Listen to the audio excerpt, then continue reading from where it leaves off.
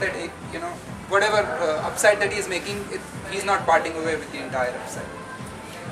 So does this mean that preferential shares gets converted to a normal equity shares after some duration of existence? It's depending on when you issue them, you agree on the terms. So again, like I talked about convertible debt, even in this case, it could be an optionally convertible preference share, where the investor decides after the expiry of the time frame whether he wants to convert it or not. Or it could be agreed at the time of issuing these shares that okay, after this time frame, this will become normal equity shares. So it's really depending on the discussions between the business and the investor to decide what kind of instruments. There are so many bells and whistles which you can attach to a convertible instrument, either a convertible debt or a preference shares. So there are all these special rights which you can attach, and that will decide. But why do you say then it is giving out the preferential shares is good for an entrepreneur?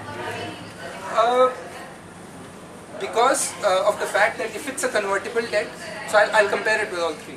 If it's a convertible debt, you still have that upfront liability to pay, right? So at the early stage, let's say first 2 years, when you're not really expecting the business to return profits to really start paying out cash, it's not something you like to pay a fixed rate of interest. Let's say you've taken a crore and the annual liability is 10 lakhs, you just don't have the 10 lakhs to pay.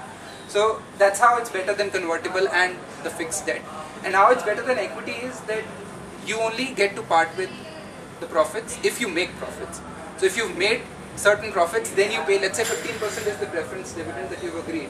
Only then you have to pay it. If you don't make profits, then you have to say, you know the position. The investor knows the position and he doesn't get to participate.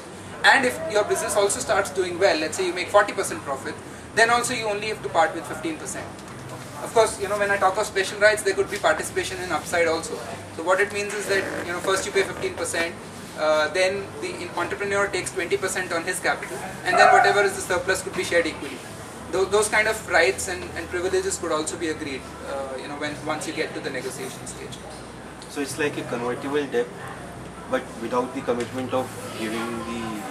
Yeah, you can call it like that. So, whether we call it convertible debt or preference shares at the beginning really depends on what is the nature of this instrument at the time of issuing.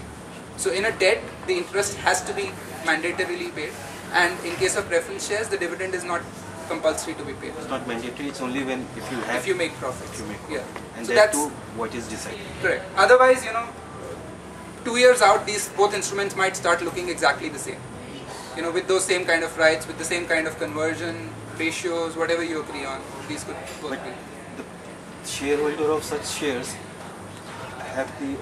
only have the right over that profits margin, or do they have any extra powers also over the board?